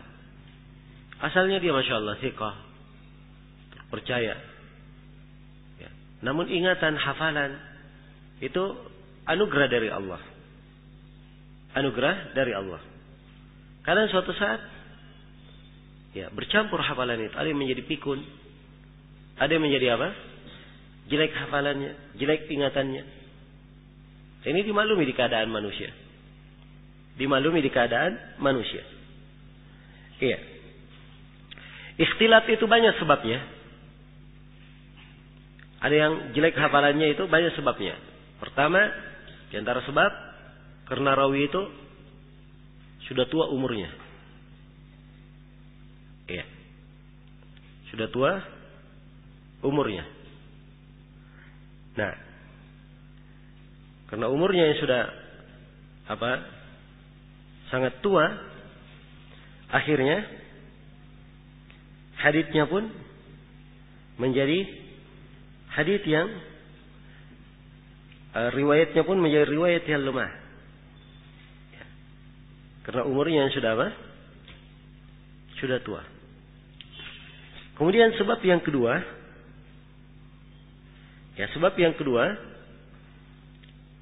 adalah karena hilang pandangan atau dia menjadi buta, hilang pandangan matanya. Nah, hilang pandangan matanya. Ya. Menjadi buta. Nah, ini ada sejumlah rawi yang seperti ini. Seperti Abdul Razzaq As-Sanani. Ya, dan semisalnya. Kemudian ada yang ikhtilat karena terbakar buku-bukunya. Ya, disebutkan seperti Ibnu Lahiyah, walaupun ini perlu pembahasannya. Karena ada yang mengatakan Ibnu Lahiyah itu dia hafalannya jelek, lazim sifatnya. Dari awal memang seperti itu. Iya. Dari yang karena buku-bukunya hilang. Tidak ada buku-bukunya tersebut. Ya. Ada yang karena dia diberikan tugas. Ada yang menjadi qadhi misalnya, menjadi ini. Akhirnya dia terpalingkan dari menghafal atau memurojaah, menjaga hafalan haditsnya. Baik, ini diantara sebab-sebab ya terjadinya ikhtilaf. Ya, yang menjadi masalah rawi yang mukhtalid ini, asal riwayatnya dahulu riwayat istiqamah, bagus riwayatnya. Tapi setelah hafalannya jelek, riwayatnya menjadi apa? Riwayatnya menjadi jelek pula. Nah, di sinilah letak masalah. Ya, ada riwayatnya yang benar, yang baik, ada riwayatnya yang keliru. Yang mana yang diterima? Apakah diterima seluruh riwayat itu atau ditolak seluruhnya? Ya, di sini para ulama merinci hukumnya. Orang yang ikhtilat itu punya dua keadaan. Ya. Keadaan yang pertama bisa dibedakan antara haditsnya yang bersih dan haditsnya yang sudah bercampur, dan keadaan yang kedua tidak bisa dibedakan. Keadaan yang kedua tidak bisa dibedakan. Iya. Baik. Kalau dia tidak bisa dibedakan haditsnya antara yang bercampur dan bersih, maka ini asal riwayatnya tidak diterima. Sebab tawakuf pada riwayat tersebut. Kecuali kalau ada pendukung dari jalan lain yang membuktikan bahwa hadits itu benar, nah baru dia diterima. Ya, jelas ya?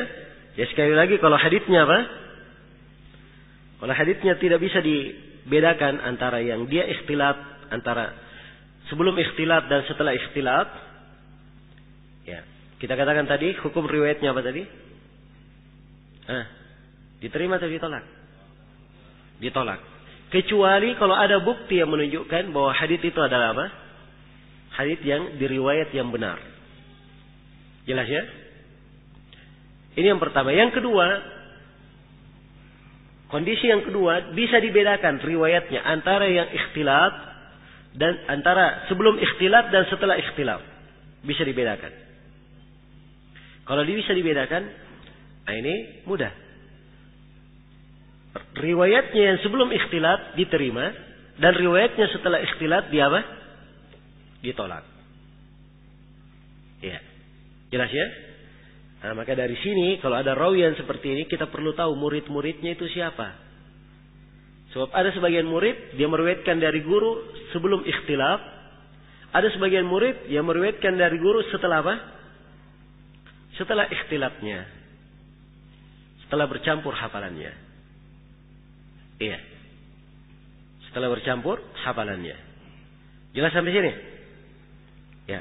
Mungkin ada yang bertanya, bagaimana cara saya membedakan? Ini setelah bercampur hafalannya atau sebelum? Nah, ini ada buku-buku khusus tentang hal ini. Sebenarnya di setiap biografi rawi diterangkan. Tapi khusus untuk rawi yang ikhtilat ada buku-buku khusus. Di antara buku yang bagus di sini, ya, adalah buku Al-Kawakib An-Nayyirat, karya Ibnul Kayyal. Judul lengkapnya Al-Kawakib An-Nayyirat fi Maruwiya bil Ikhtilati min Ats-Thiqat. Ya. Ini tabaqat, buku ini khusus menyusun nama-nama rawi yang bercampur hafalannya. Dan kalau bisa dibedakan antara yang mengambil sebelum ikhtilat dan sebelum ikhtilat, di buku ini diterangkan. Dia akan terangkan yang mengambil darinya sebelum ikhtilat si fulan, yang setelah ikhtilat si fulan dan si fulan. Jelas ya? Jadi buku ini bagus untuk jadi rujukan. Al-Kawakib An-Nayyirat. Ya, cuma di judulnya ada kritikan oleh Syekh Mukbil. Ya, sebab dia beri judul Al-Kawakib An-Nayyirat fi man rumiya bil ikhtilat min Ats-Thiqat. Kawakib itu artinya bintang-bintang, Nayyirat yang terang. Bintang-bintang yang terang menjelaskan tentang rawi-rawi yang dianggap ikhtilat dari rawi thiqah. Ya, Syekh Mukbil memberikan kritikan bahwa yang ikhtilat itu bukan cuma rawi thiqah saja, ada juga rawi yang apa? Dhaif. Ya. Dan penulis sendiri menyebutkan di dalam bukunya rawi-rawi dhaif yang apa? Yang juga ikhtilat. Jelas ya? Baik. Ya, kalau dia ada kelemahan, ada lagi ikhtilat, nah ini sebab kelemahannya jadi kuadrat pangkat 2. Ya. Jelas ya? Baik. Dan perlu saya ingatkan di sini bahwa ada rawi yang ikhtilat, tapi setelah dia ikhtilat tidak membahayakan haditsnya. Ya, mungkin ada yang bertanya, kok bisa ikhtilat setelah itu tidak membahayakan haditsnya? Ya. Sebab setelah dia ikhtilat, oleh anak-anaknya dan keluarganya dilarang menyampaikan hadits. Sehingga haditsnya yang sudah berlalu ketika dia belum ikhtilat itu tetap istiqamah dan terjaga. Jelas ya? Makanya tidak dipermasalahkan rawi itu. Ada beberapa rawi yang seperti ini. Seperti Hajjaj bin Muhammad Al-Missisi. Ya. Ini murid senior Ibnu Jurayj. Dia bercampur hafalannya. Tapi tidak dipermasalahkan oleh para ulama ikhtilatnya. Kenapa? Sebab ketika hafalannya bercampur, ya, dilarang menyampaikan hadits. Sehingga haditsnya yang sudah berlalu itu tetap apa? Tetap terjaga. Contoh lain, Abdul Wahhab bin Abdul Majid As-Saqafi. Abdul Wahhab bin Abdul Majid siapa? As-Saqafi. Ini juga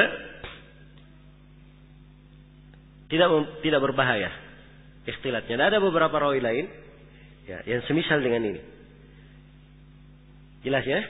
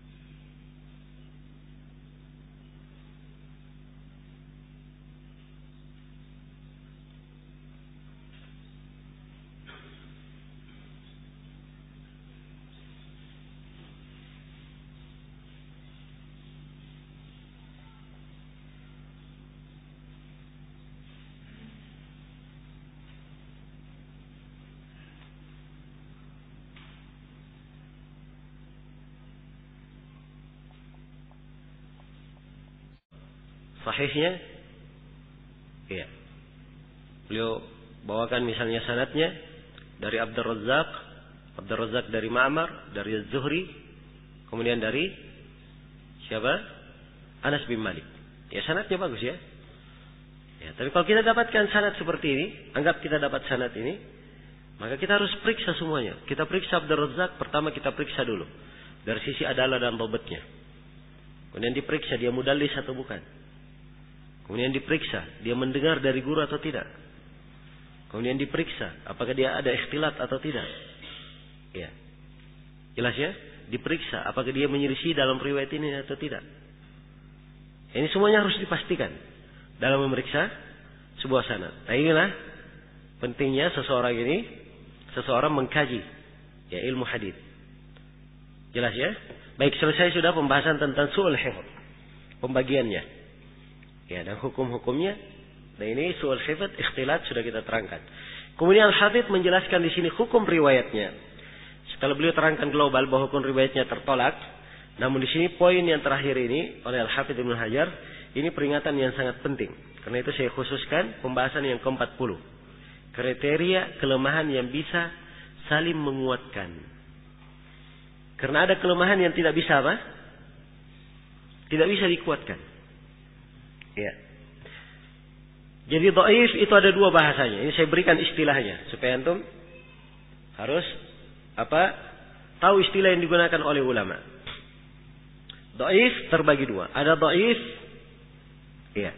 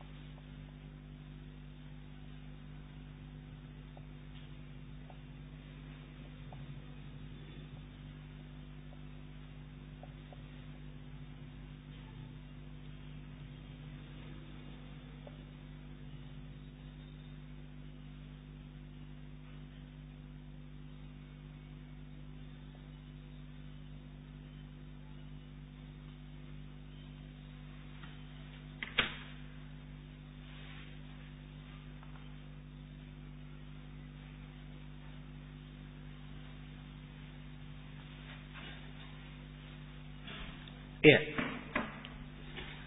Jadi dhaif itu kalian dibahasakan yang bisa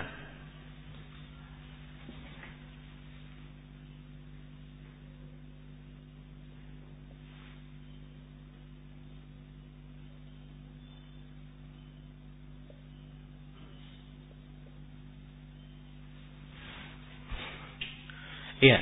Ya secara umum dhaif ada dua macam. Kalau asalnya dhaif dia sudah ditolak ya haditsnya. Tapi yang menjadi masalah, dhaifnya itu bisa menerima pendukung atau tidak? Apa bisa dikuatkan menjadi hasan li ghairihi atau tidak? Untuk mengukur dia bisa menerima pendukung atau tidak, itu dhaif dibagi menjadi dua. Ini bahasa-bahasa yang digunakan. Yang bisa menerima pendukung kadang dibahasakan salihun fi syawahid wal mutaba'at. Atau dikatakan salihun lil i'tibar. Itu bahasa lainnya. Atau dikatakan dia mu'tabar. Ya. Atau bahasa lain yustashhad, dipakai sebagai apa? Syahid. Atau dikatakan yanjabir, dhaifnya yanjabir. Yanjabir artinya apa? Bisa menjadi kuat, bisa menjadi besar. Ini bahasa-bahasa ya yang dipakai. Ya. Baik. Kalau yang tidak bisa dipakai sebagai syawahid ini bahasanya ghairu salih fi syawahid wal mutaba'at atau la yasluh fi syawahid wal mutaba'at. Atau ghairu mu'tabar atau la yustashhad atau la yanjabir. Iya. Ada bahasa lain sebenarnya, saya tambah lagi satu.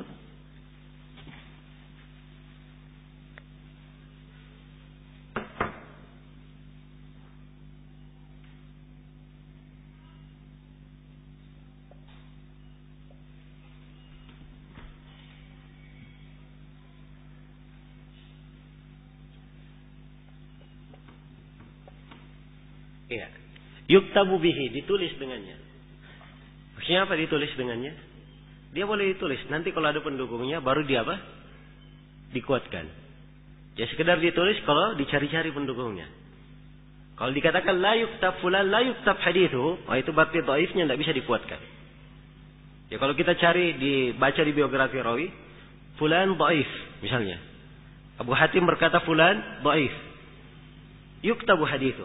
Haditsnya ditulis. Ini apa artinya? Dia lemah, tetapi haditsnya kalau ada yang mendukungnya bisa apa? Bisa diterima. Ya. Jadi antum harus perhatian dengan bahasa-bahasa ini. Ya. So kalau tidak mengetahui istilah mereka, kita tidak bisa apa? Mengukur mana riwayat yang bisa dikuatkan dan tidak bisa dikuatkan. Ya. Jadi ini istilah-istilah ya, hendaknya dipahami, diperhatikan dan dihafalkan. Kata Ibnu Hajar rahimahullah, wa mata tubi'a as-sayyul hifdhi bimu'tabar. Ya, perhatikan bahasa Ibnu Hajar ya. Dan kapan sayyul hifdh, hadits rawi sayyul hifdh dapat mutaba'ah dari mu'tabar. Ini kalimat mu'tabar. Mu'tabar artinya apa? Yang bisa dianggap. Ya. Apakah riwayatnya semisal dengan itu, lemahnya sama, atau dia lebih mending sedikit, atau dia lebih mending. Apalagi kalau yang mendukungnya rawi thiqah. Ya. Apalagi kalau yang mendukungnya apa? Rawi thiqah. Nah, baik. Jadi kalau kata beliau, kapan seorang sayyul hifdz ada mutaba'ah dari mu'tabar? Wakada, jadi ini sayyul hifdz. Wakada al-mastur, demikian pula hadits apa? Mastur. Tadi majhul ada berapa? Ada 3. Majhulud dat, majhulul ain, dan majhul al-hal. Majhulul hal disebut juga apa? Mastur. Yang dikatakan oleh Ibnu Hajar menerima pendukung cuma mastur saja. Wakada al-mastur. Yang kedua wal mursal, dan mursal. Ya, sebab memang kebanyakan hadits mursal bisa dikuatkan. Kecuali kalau rawi tersebut dikatakan mursalnya min adha'afil marasil.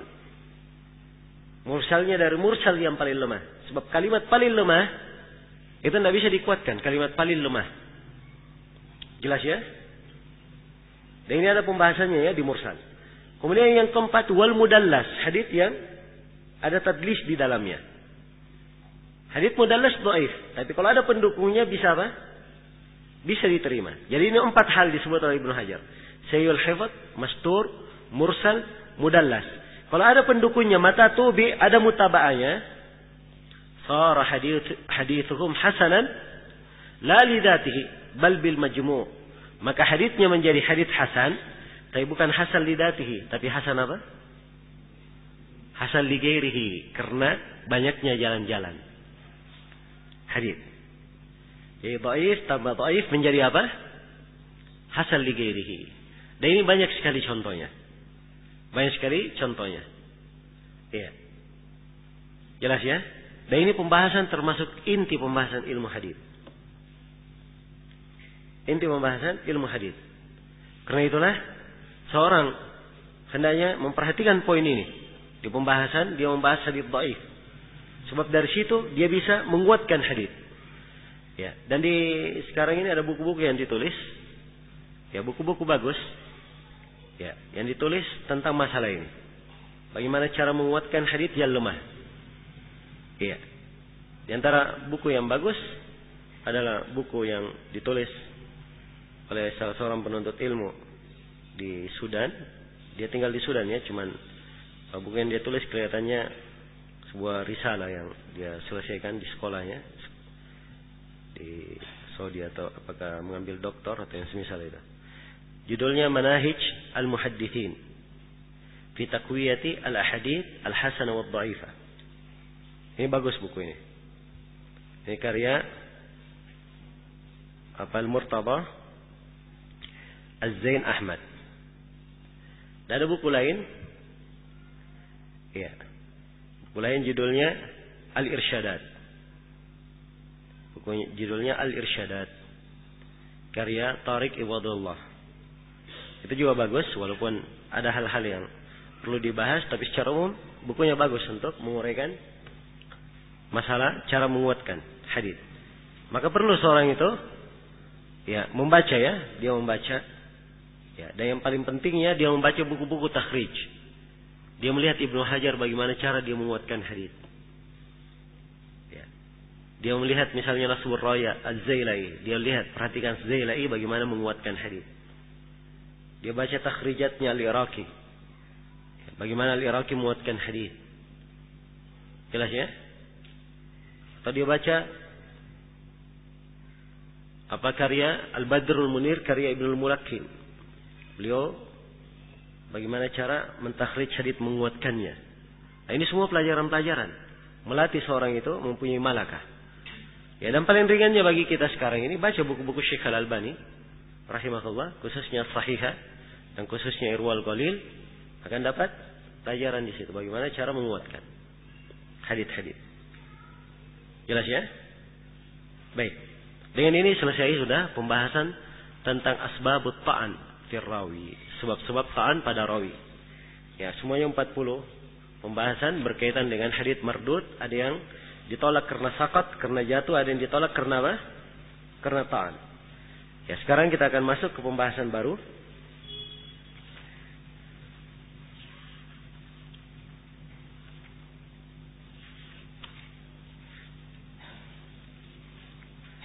Ya.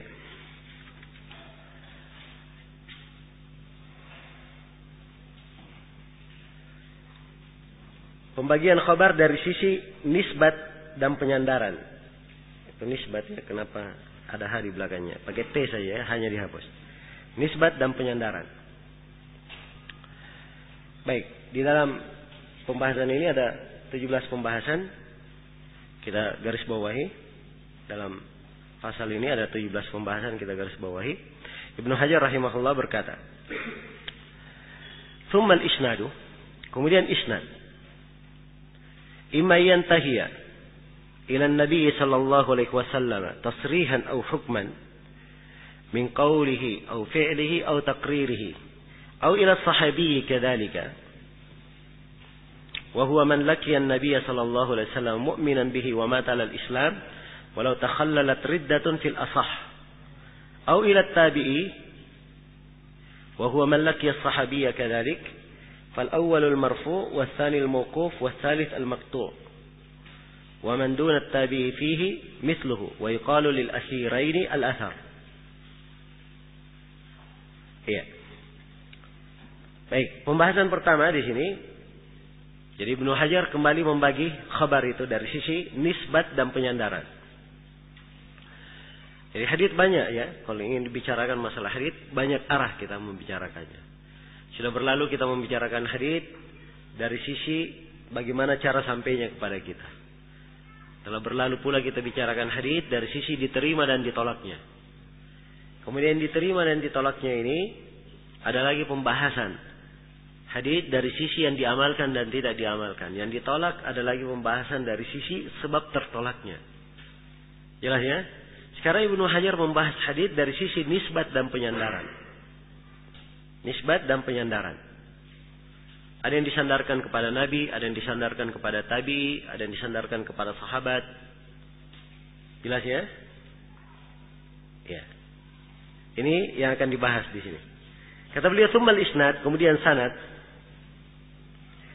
Ya. Ini pembahasan yang kedua, definisi isnad. Ibnu Hajar memberikan kalimat kemudian tsummal isnad. Ya, definisi isnadnya beliau ulangi lagi definisi isnad di syarah halaman 140 di sini. Dan sebelumnya Ibnu Hajar sudah memberikan definisi untuk apa?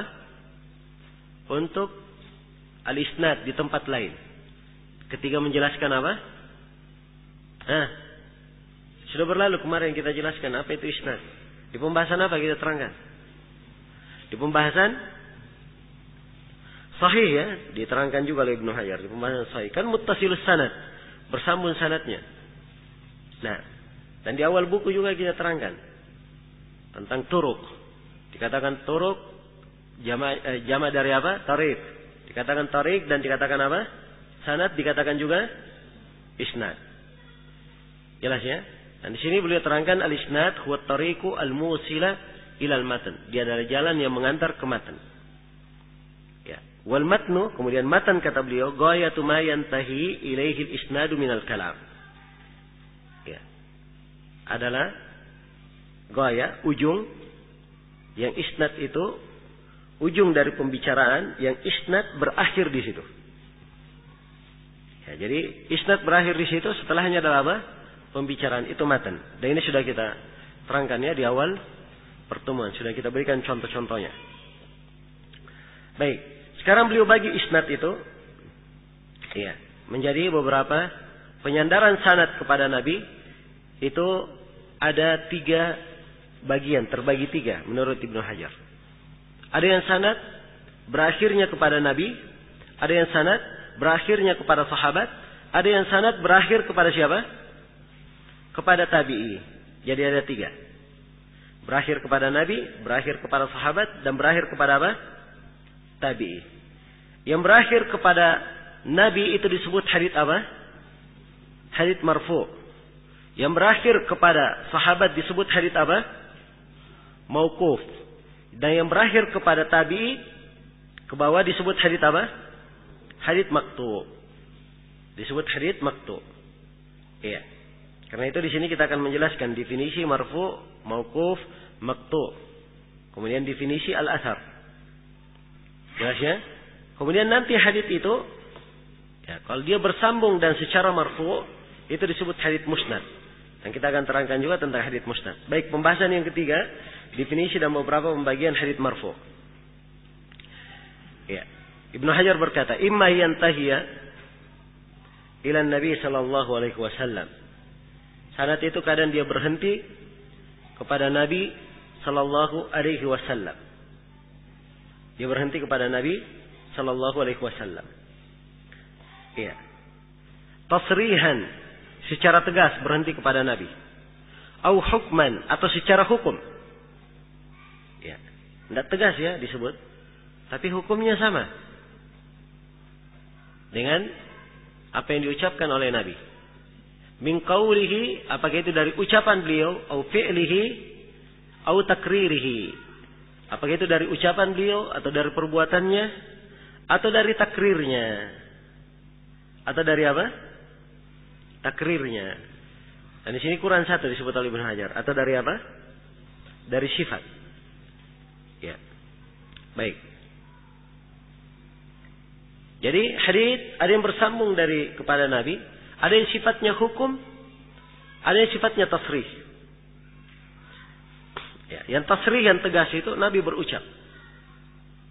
Nabi berucap. Misalnya Rasulullah sallallahu alaihi wasallam qala Rasulullah sallallahu alaihi wasallam, al-muslimu man salima al-muslimuna min lisanihi wa yadihi. Itu ucapan Nabi ya. Ada dari perbuatan beliau. Ya. Seperti hadits Ibnu Abbas riwayat Muslim, kana Nabi sallallahu alaihi wasallam yashrab Zamzam qa'iman. Adalah Nabi sallallahu alaihi wasallam beliau minum air Zamzam dalam keadaan apa? Berdiri. Ini perbuatan. Ada yang dari takrir. Beliau mentakrir. Iya. Sahabat melakukan perbuatan tersebut. Iya.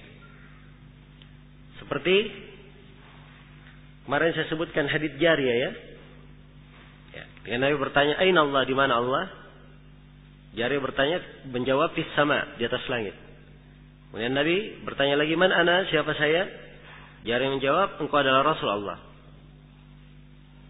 Nabi berkata, "Atikha fa innaha mu'minah." Bebaskan dia, sungguhnya dia adalah seorang mukminah. Dibenarkan jawabannya oleh Nabi. Kadang berupa sifat. Ini tegas. hukumnya tegas ya. Penyandarannya kepada Nabi. Tasrih namanya. Iya.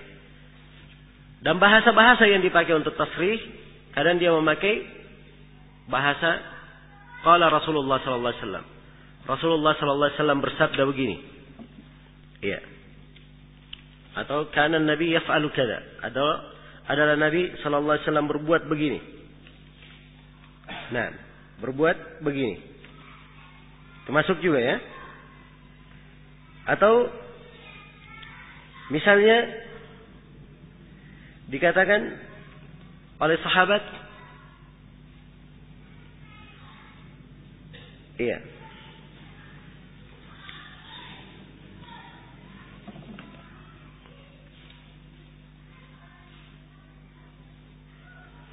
baik. Saya melihat Nabi Sallallahu Alaihi Wasallam berbuat begini. Ini juga tegas semuanya. Jadi hal yang langsung disandarkan kepada Nabi, langsung berasal dari Nabi, dari ucapannya itu semuanya dikatakan marfu' secara apa? Secara tasrih, secara tegas. Dan ada marfu' secara hukum. Inilah yang sering kita sebutkan hukumnya hukum apa? Hukum marfu'. Kadang dia ucapan sahabat, ya, tapi tidak mungkin sahabat berucap seperti itu. Seperti kalau dia menyebutkan perbuatan, ada pahala. Kalau melakukan sebuah perbuatan, maka kena dosa. Iya. Maka yang seperti ini, hukumnya dikatakan mempunyai hukum apa? Hukum marfu'. Hukum marfu'. Iya. Seperti misalnya hadits, siapa yang berudu, Abu Sa'id Al-Khudri berkata, siapa yang berudu, dia perbaiki wudunya, kemudian setelah berudu dia membaca subhanakallahumma bihamdik la ilaha illa anta astaghfiruka wa atubu ilaik. Maka ucapannya ini akan disimpan dalam sebuah tabi' cetakan. Kemudian cetakan amalannya ini disimpan di bawah arsy Allah Subhanahu wa taala. Iya. Ini kira-kira Abu Sa'id berani berucap ini dari dirinya sendiri? Ya, tidak mungkin ya. Dari mana Abu Sa'id tahu disimpan di bawah arsy? Dari mana? Tahu perkara yang gaib. Ini tentunya diambil dari mana? Nabi sallallahu alaihi wasallam. Atau seperti Ibnu Abbas ketika menafsirkan kursi. Ibnu Abbas berkata al-kursi maudhi' qadamain ar-Rahman. Ya. Dia adalah maudhi' qadamain. Letak kedua kaki Allah Subhanahu wa taala. Ini Ibnu Abbas dari mana tahu kursi itu penafsirannya? Walaupun ucapan Ibnu Abbas tapi punya hukum apa? Hukum marfu'. Jelas ya? Dia mengabarkan tentang perkara yang gaib, perkara yang sudah berlalu, ya, tentang surga, tentang neraka, ya, tentang fitnah-fitnah yang akan terjadi, ya. Jelas ya? Atau dia menyebutkan pahala, ya, akan suatu amalan, ancaman, atau disebutkan hukum, syah atau tidak syahnya. Ya, seperti Hafsah dan Ibnu Umar berkata, "Man lam yubayyitis siyama minal lail, fala siyamalah." Siapa yang tidak berniat dari malam hari, maka tidak ada puasa baginya. Ini punya hukum apa? Hukum marfu'. Dari mana Ibnu Umar dan Hafsah menghukumi puasanya tidak syah kalau tidak berniat dari malam hari? Tentunya ini mempunyai hukum apa? Hukum marfu'. Jelas ya? Demikian pula yang mempunyai hukum secara marfu', ucapan sahabat. Kalau dia berkata, anin Nabi sallallahu alaihi wasallam yarfa'ul hadith. Kalimat apa? Yarfa'ul hadith. Atau kalau dia katakan anin Nabi sallallahu alaihi wasallam atau an Abi Hurairah yarwihi, dari Abu Hurairah yarwihi, kemudian disebutkan matanya. Walaupun tidak disebut Nabi, tapi kalau disebut yarwihi, dia meriwayatkan. Berarti riwayat dari siapa? Hah? Dari Nabi sallallahu alaihi wasallam. Iya. Atau misalnya, ya, seperti contoh misalnya di dalam As-Sahih,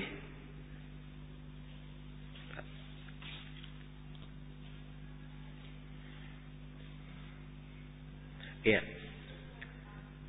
contoh di dalam Sahih Bukhari dan Sahih Muslim, lafaz Imam Muslim ya, hadits dari jalan Sufyan Ibnu Uyainah, dari Abu Zinad, dari Al-A'raj. An Abi Hurairah riwayatan. Tuqatiluna qauman sigar al-a'yun. Sigar al-a'yun, al-hadith. Jadi disebutkan dari Abu Hurairah secara riwayat. Kemudian disebutkan konteksnya, bahwa kalian akan memerangi nanti satu kaum yang kecil-kecil matanya, sipit-sipit matanya. Iya.